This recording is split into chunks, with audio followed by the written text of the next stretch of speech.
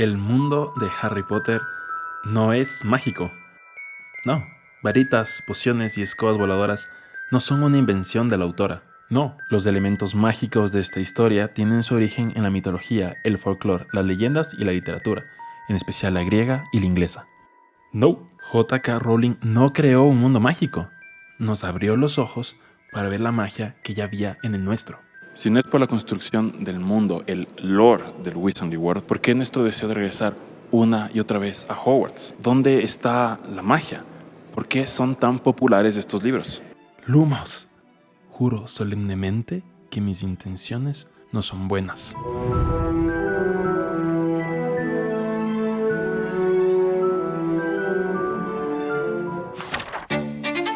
Trama, temática y técnica. Estos tres elementos hicieron que una simple premisa, la de un niño que va a un colegio de magia, se convirtiera en la mayor franquicia literaria de la historia. Cada una de estas capas nos irá revelando la verdadera magia detrás de esta historia. Y con cada una iremos entendiendo qué hizo J.K. Rowling en los 17 años que le tomó escribir los 7 libros. Empecemos por el primero. El primer libro de la saga, Harry Potter y la Piedra Filosofal, se puede considerar como un libro para niños. Así fue catalogado por Bloomsbury, la editorial que aceptó publicarlo después de haber sido rechazada por otras 12 editoriales. Era un libro para niños, pero que rompía con las normas establecidas del género. La historia era más oscura, empezando con un doble homicidio. Tenía el doble de palabras, ningún niño leería 223 hojas, y estaba escrito por una mujer. Por eso el libro fue publicado con sus iniciales, JK, K de Kathleen, el nombre de su abuela materna. Los varones no leerían un libro escrito por una mujer, hecho que se demostró falso cuando a los pocos días de publicación todos le pedían una entrevista. Joe Rowling. Joanne Rowling. Joe Rowling. Una historia para niños tiene muchas semejanzas con un mito, historias que se deben contar en voz alta, en comunidad, y nos permiten salir del tiempo. Y salir del tiempo, como explica el filósofo rumano Mircea Eliade, es la base de una experiencia espiritual. Y como nos enseña otro filósofo, uno de los favoritos de Rowling, Séneca, la mejor manera de aprender es con el ejemplo. Y estas historias nos dan un buen ejemplo. Los mitos son historias que explican lo que no podemos entender con los sentidos, pero también son relatos para dar sentido a nuestra existencia. Las buenas historias, sean libros, series, películas, cómics o videojuegos, hacen lo mismo. Nos dan una lección sobre la condición humana. Who I was is not who you be. We must be better. La trama de Harry Potter se siente familiar porque es una historia que se ha repetido desde el inicio del hombre. Al igual que Moisés, Edipo, el rey Arturo y Superman, Harry es un personaje que desconoce su verdadero origen y está destinado a una gran misión. En todas las culturas de la humanidad siempre ha existido esta figura del héroe. Joseph Campbell llama a este fenómeno el héroe de las 1000 caras. No voy a detenerme en esto, tengo ya un video sobre The Legend of Zelda donde explico más a profundidad este tema y lo pueden ver por aquí. Lo importante es que sepan que todos estos héroes tienen la misma historia, o para ser más exactos, tienen la misma estructura de historia. Rowling conoce y roba esta estructura para mejorar la historia de Harry. Rowling estuvo al borde de ser vagabunda mientras escribía el primer libro de la saga, viviendo del welfare del gobierno británico. Graduada de la Universidad de Exeter, siempre fue una lectora excepcional de los clásicos y la tradición literaria inglesa, con Austen, Dickens y Tolkien como sus favoritos. Rowling es una enciclopedia de nombres, bestias y plantas mágicas, y esto solo se gana con mucha lectura. Su principal recomendación para quien quiera ser escritor. Harry Potter no está escrito en el vacío, es la recolección de una tradición literaria que se remonta hasta la antigua Grecia. Los fans, años antes de que saliera el 7º libro, ya teorizaban sobre el final de la historia basándose en las similitudes que había entre Harry y Orestes, el protagonista de Las Coeferas, una tragedia griega escrita por Esquilo, que Rowling utilizó como epígrafe para el último libro. Las teorías quedaron confirmadas. Rowling no esconde sus referencias. Al comienzo de este video mencionaba que los elementos fantásticos de esta saga no son originales de Rowling, pero esto para nada es una crítica, más bien todo lo contrario. Como dijo Pablo Picasso, los buenos artistas copian, los grandes roban. Se sabe que las brujas utilizan escobas para volar, pero ella inventa un deporte que las utiliza. Sabemos que los dragones guardan sus tesoros en las profundidades de un calabozo, pero ahora son esclavizados para guardar el tesoro de un banco. Y todos sabemos que las lechuzas son el símbolo de Atenea, la diosa de la inteligencia, pero ahora transportan inteligencia, cartas entre magos y brujas. Rowling toma ingredientes comunes de la tradición literaria y la cultura occidental para que de inmediato nos sintamos familiarizados con este mundo, pero le da una nueva perspectiva para mantenernos siempre a la expectativa. ¿Cómo será esta magia que ya conozco en el mundo de Harry? Dándole vuelta a nuestras expectativas, es como Rowling responde y va revelando sus temáticas. Lo que la magia representa culturalmente nos revela el trasfondo de su historia. Hablemos de ese trasfondo. Hablemos de las temáticas. En un primer nivel, Harry Potter es la típica historia sobre la lucha entre el bien y el mal. Una temática clásica de la fantasía. ¿Por qué nuestra atracción hacia una temática tan sencilla? De pequeños soñamos y jugamos a ser parte de esta pelea. Tenemos una atracción natural a servir el bien y a resistir el mal. Por eso amamos los héroes. Pero como adultos, la temática se amplía a la experiencia que todos tenemos de nuestra tendencia al mal y la lucha constante por hacer el bien, lucha que no siempre vencemos. Rowling nos revela un aspecto clave de esta pelea y de nuestra libertad. Lo que nos define como buenos o malos no son nuestras inclinaciones, sino nuestros actos. Así lo explicó Dumbledore, lo reafirmó Sirius y lo demostró Snape. De ahí nuestra fascinación por los antihéroes. En un segundo nivel, la historia tiene la temática del crecer, el coming of age, el pasar de la niñez a la vida adulta. Una temática absolutamente universal. Madurar es por una parte entender y aceptar nuestra identidad, y por otra es definir aquellos valores que serán los pilares de nuestra vida adulta. De explotar por un insulto a nuestros padres a perdonar la vida de alguien que los traicionó, de tener fe en el amor por encima de buscar el poder, de temer a la muerte a aceptarla con la frente en alto. Cada año, Harry va formando su identidad hasta que al final se define como un hombre que cree en el poder del amor por encima de la muerte.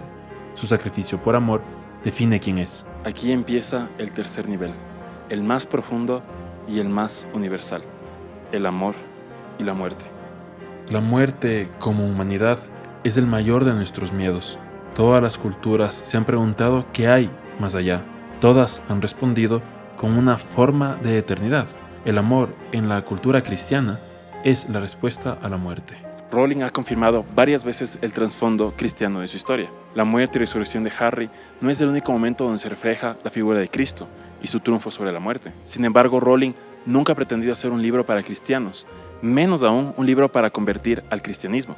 Estos libros cuentan la lucha que ella enfrenta con su propia fe, si aceptar o no lo sagrado, si confiar o no en la divinidad. La respuesta de Rowling es creer en el amor. Which is a concept that runs through all the major religions, Yes. Without exception. And I think that this is probably true of all writers, but sometimes I know what I believe because of what I've written. El amor vence todo, incluso la muerte. Esta búsqueda de la verdad responde profundamente a nuestra condición humana. La respuesta que da Rowling, similar a la de Shakespeare, James Joyce, Jane Austen, Tolkien, provienen de una tradición literaria inglesa cristiana. Hemos hablado ya de la trama y la temática. Ahora hablemos de la base para estas dos, el cómo se escribió, la técnica. Seguro conoces la estructura de los 3 actos, la que Aristóteles recogió de la tradición griega, que se divide en exposición, confrontación y resolución. Rowling parte de esta estructura, pero agrega un componente tradicional de la literatura inglesa, la alquimia. Similar a los 3 actos, la alquimia define 3 etapas para conseguir una opus magna: nigredo, albedo y rubedo. Estas 3 etapas definen la transformación, o más bien, el perfeccionamiento del protagonista. Pero para los alquimistas, conseguir la piedra filosofal no era solo perfeccionar la materia exterior, sino también conseguir un perfeccionamiento interior. Su espíritu estaba conectado con su trabajo, concepto que ahora se conoce comúnmente como el trabajo dignifica al hombre. Los escritores ingleses vieron en esta estructura para crear la piedra filosofal, el opus magna, una estructura que ellos podían utilizar para generar una transformación en su audiencia, convertir ese corazón de hierro en uno de oro. En la película El prisionero de Azkaban, el año en Hogwarts empieza con una canción de la obra de teatro Macbeth.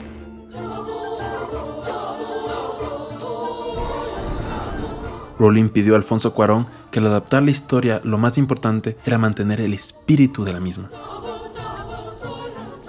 Cuarón reconoció no solo los temas, sino también la técnica de Rowling, la técnica alquimista, y utilizó esta canción del autor alquimista más importante, William Shakespeare.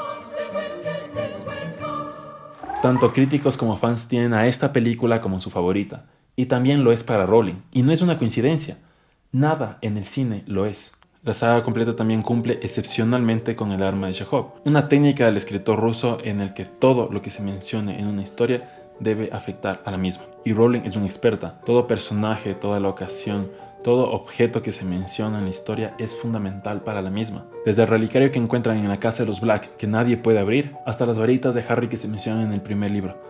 Todos estos elementos son fundamentales para la historia. Por eso era tan gratificante escribir y leer teorías en internet. Pero lo más increíble es el uso del espejo narrativo. Cada libro de Harry Potter es un espejo en sí mismo, donde lo que sucede al inicio de la historia se refleja en el final. La piedra filosofal empieza con la celebración del triunfo de Harry sobre Voldemort y termina con la celebración del triunfo de Gryffindor sobre Slytherin. ¿Te parece esto una simple coincidencia? Ok. Al principio del libro, una serpiente atraviesa un vidrio que desaparece, y al final el heredero de Slytherin intenta atravesar un espejo. En la cámara secreta, la presentación de Gilderoy Lockhart en la librería es un espejo de su revelación como farsante en la antecámara. En Prisionero de Azkaban, Harry pierde el conocimiento en su primer y último encuentro contra los Dementores. En Cáliz de Fuego se utiliza un traslador para ir al Mundial de Quidditch y al final para transportarse al cementerio. En la Orden del Fénix, Harry va al principio y al final del libro al Ministerio de Magia. En el Misterio del Príncipe, Harry acompaña en 2 misiones a Dumbledore, la primera para conseguir un profesor de pociones, y la segunda para conseguir un Horrocrux bebiendo una poción. Y por último, en Reliquias de la Muerte, el primer capítulo acaba con Voldemort lanzando un hechizo asesino a Charity, y el último capítulo termina con Voldemort lanzando un hechizo asesino a Harry. No solo sucede esto en cada libro, sino que en toda la historia. El tercero y el quinto son un reflejo, lo mismo el sexto y el segundo, y el primero y el séptimo se reflejan con el cuarto. El tercero y el quinto reflejan la relación de Harry con Sirius, y el conocer más del pasado de James. En el segundo y el sexto conocemos el pasado de Tom Riddle, y la identidad del dueño de un libro viejo que confiamos en un inicio para revelarnos ser el antagonista del final. Y en el primero, cuarto y séptimo tenemos enfrentamientos directos de Harry con Voldemort, donde sus padres están presentes para salvarlo. ¿Te parece esto poco? En la pelea al final de la piedra filosofal, Harry consigue la piedra cuando no desea utilizarla. ¿Y qué pasa en la pelea al final del último libro? Harry consigue ser el Señor de la Muerte porque ya no desea utilizar las reliquias. ¿Todavía crees que esto es una coincidencia? El símbolo de las reliquias de la muerte está basado en el símbolo de la piedra filosofal.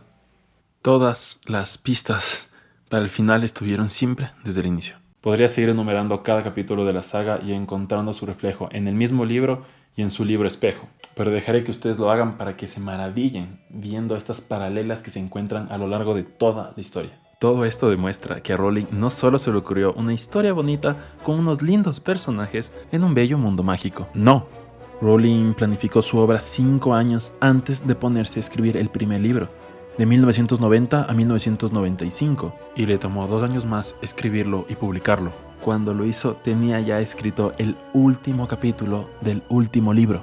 Solo la imagen de Harry que le vino a la cabeza en ese viaje en tren fue suerte. Lo demás, perseverancia. Rowling es una escritora brillante que elaboró un plan maestro y lo ejecutó a la perfección. Creó una historia con un trasfondo cultural históricamente cristiano que da homenaje a la tradición literaria de escritores ingleses de la cual ella es heredera. Es esta combinación, sumado a los 17 años de gran trabajo, de esfuerzo, en momentos de pobreza, de triunfos, pero sobre todo de mantenerse leal y honesta a su historia, lo que llevó a Harry Potter a convertirse en el mayor éxito literario de toda la historia. La magia de Harry Potter es J.K. Rowling. Harry Potter ha vendido más de 500 millones de libros, con más de 70 traducciones en más de 200 países. Y casi 25 años después, no han perdido popularidad. En el 2021 todavía estos libros están entre los más vendidos del año. Solo existe una obra narrativa que le supere en estos números, la Biblia, y le lleva más de 2 milenios de ventaja. Harry Potter es un clásico. Su historia y mensaje han trascendido su origen y tradición inglesa para resonar con millones de personas de los más diversos orígenes culturas e idiomas. Y esa es una magia que solo los clásicos tienen.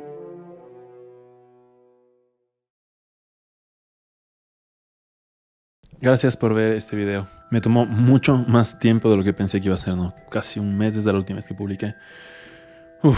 Pero espero que haya valido la pena. Si te interesa conocer más de lo que fue todo este proceso para crear este video, voy a dejar aquí una playlist donde puedes ver todos los análisis libro por libro que hice de esta saga. Eso sería todo. Espero que el próximo video salga más rápido. Nos vemos la próxima semana.